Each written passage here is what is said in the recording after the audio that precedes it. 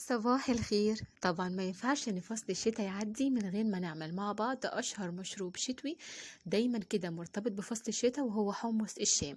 هنعمله زي عربيات الشارع، وكمان صدقوني لما اقول لكم انه هيطلع كمان احلى من عربيات الشارع. شوية مقادير سهلة جدا وبسيطة هتطلع لكم كوباية حمص شام تدفي في عز البرد. بس قبل ما ابدا معاكم فيديو النهارده، فلو انتوا اول مرة تشوفوني انا فاتن عوض، يلا بينا اقول لكم ازاي نعمل مع بعض حمص الشام بكل التفاصيل بتاعته بكل سهولة وكمان بساطة.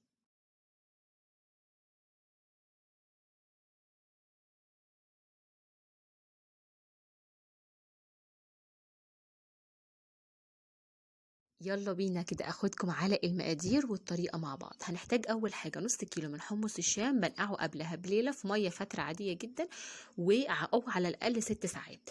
بنختار الحمص يا ريت تكون الحبة الكبيرة بتاعته عشان يدينا افضل نتيجة في حمص الشام. بعد ما تنقع بالشكل ده بنصفيه من كل المية الزيادة. بنجيب الحلة بتاعتنا وبننزل بكل كمية الحمص الاول في الحلة قبل بقى ما نضيف عليه باقي الاضافات. عليه بقى هنزل بعد كده بحبة من البصل متقطعة اربع بالشكل ده، وكمان 4 فصوص من التوم. عندي هنا كمون، كزبرة، شطة وبابريكا. الملح مش هضيفه دلوقتي خالص، هنضيفه في الاخر لما يكون الحمص داخل على التسوية. هنزل بكل مقادير التوابل، وكمان هنزل عليهم بكوباية من عصير الطماطم المركز، وممكن كمان تزودوا معلقة من الصلصة لو الطماطم بتاعتكم لونها مش احمر كفاية. هنزل بميه سخنه بتغلي، اهم حاجه كميه الميه تكون ضعف كميه الحمص، لان دايما حمص الشام بنحب الميه بتاعته تكون كتيره. بعد ما غطيناه بالميه السخنه بديه تقليبه كده وبنرفعه على النار. هياخد معاكم تقريبا من تلت ساعه ل 25 دقيقه لحد ما حبه الحمص نضغط عليها تكون طريه كده وداخله على التسويه.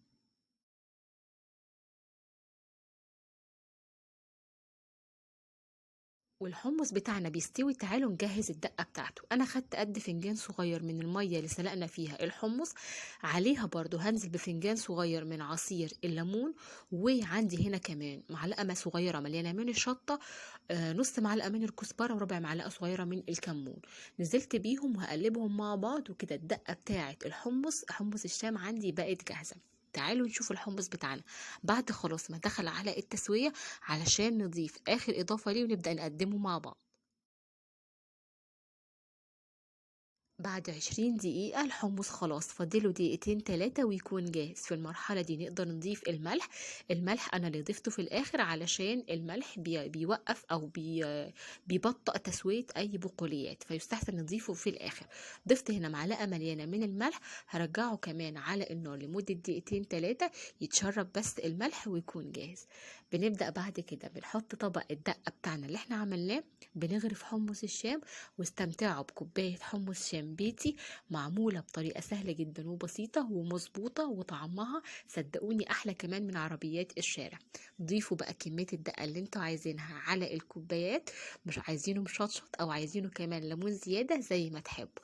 ده كان الفيديو بتاعنا النهاردة، وده كان أشهر مشروب شتوي من المشروبات الشتوية وحمص الشام. يا رب الوصفة تكون عجبتكم. أشوفكم إن شاء الله في فيديوهات جاية كتير ووصفات جاية كتير. وكالعادة كنت أنا معاكم فاتن عوض. استنوني الفيديو الجاي والوصفة الجاية، والسلام عليكم.